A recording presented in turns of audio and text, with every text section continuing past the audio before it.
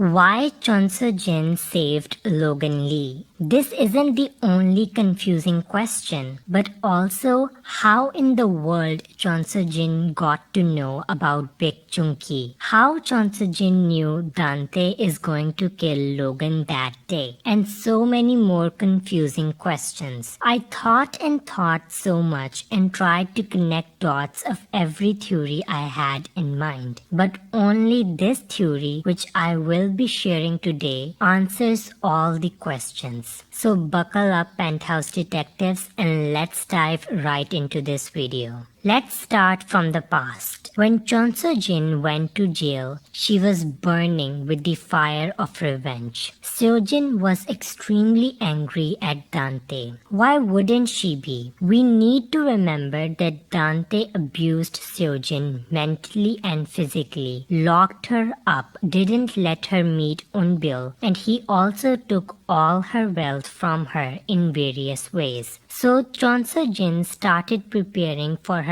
revenge plan right inside the jail. Seo-jin used to get visited by her secretary quite often in the jail, and during that time they were planning something. Seo-jin couldn't wait for her to get out. She knew she needed to take action right inside the jail. Seo-jin knew that Logan Lee is a very important card in destroying Dante. So Seo-jin ordered her secretary to spy on Logan and keep track of all his movements. While spying on Logan, Chonsu-jin found that Logan is constantly meeting this guy named Big Chunki. Chonsu-jin wondered why this guy is so special and why is Logan trying so hard to take this guy to Korea. But Chonsu-jin didn't know that Big Chunki is related to Judangtae at that time. Chonsu-jin's main goal was to have Logan under his control or on his side. So Chonsu-jin decided to target Big Chunki as Logan needed Big Chunki the most at that time. So Chonsu-jin investigated more on Big Chunki and didn't find much information, only that he's obsessed with money and gambles all the time. So Seo-jin knew that this guy can easily be bought with money. During this time, Seo-jin knew she needed to keep a close eye on Dante too,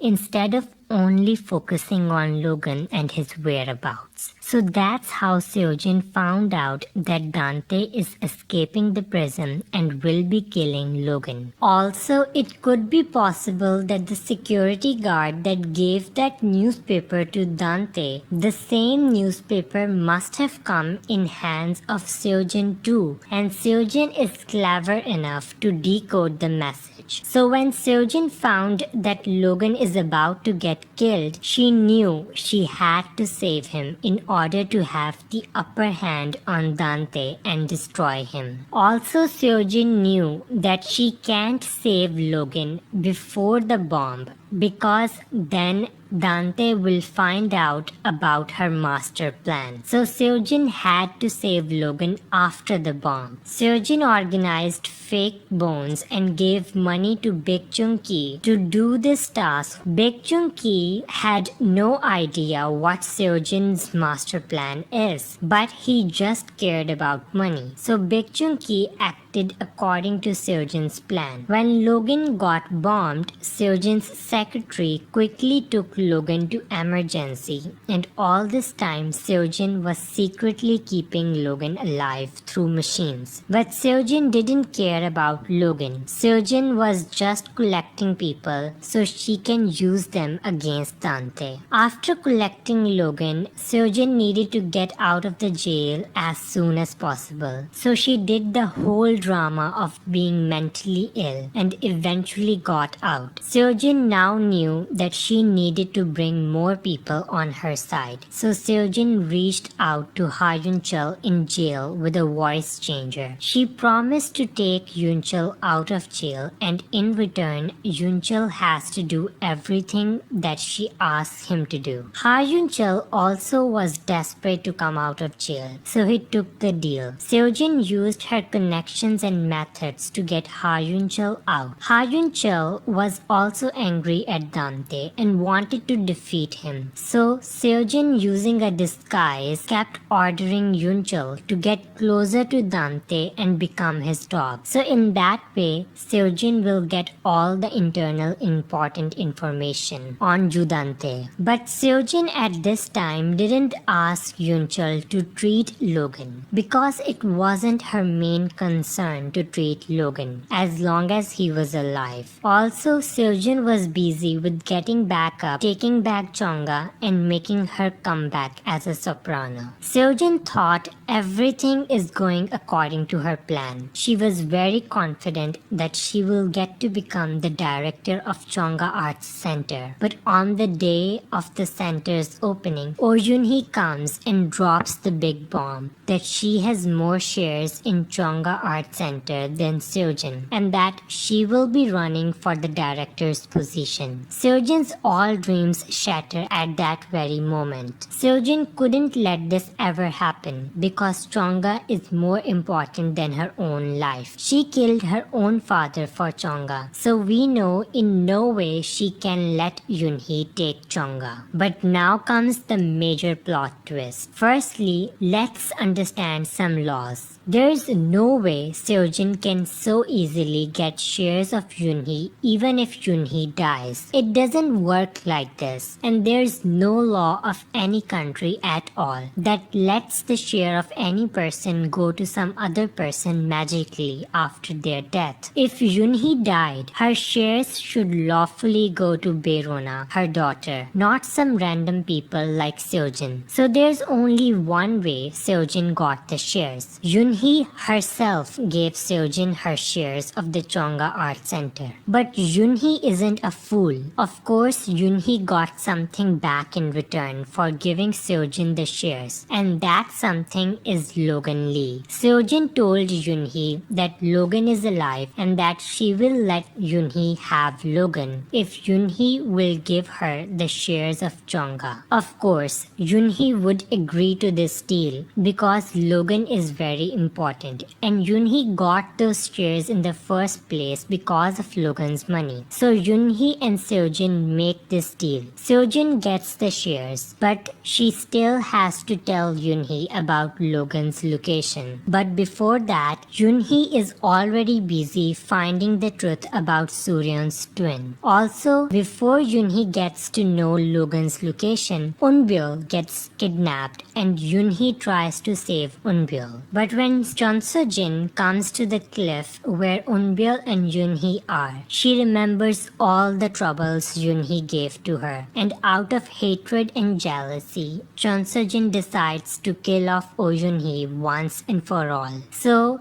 Seojin pushes Yun-hee off of the cliff. Now, everything was set for Seojin. Everything is perfect. Her biggest rival died, and she got her shares too. She becomes the director and get her fame back. But Seojin feels bad from the inside. Her conscience is killing her from the inside. She feels bad for Yun-hee. Oh Yun-hee literally saved Eunbyul from a kidnapper and risked her own life for Eunbyul. Also, remember when Seojin is going after Eunbyul when she is kidnapped, she is saying, "Please Yun-hee, save Eunbyul. I will do anything for you." Also, after Yun-hee is dead, and whenever someone talks about Yun-hee, and when Dante badmouths about Yun-hee, we can see that Seojin is angry and looks like she feels guilty. So Seojin decides to fulfill Yun-hee's last wish, which was to save Logan. Don't you think it's so weird that Seojin saved Logan the day he got bombed,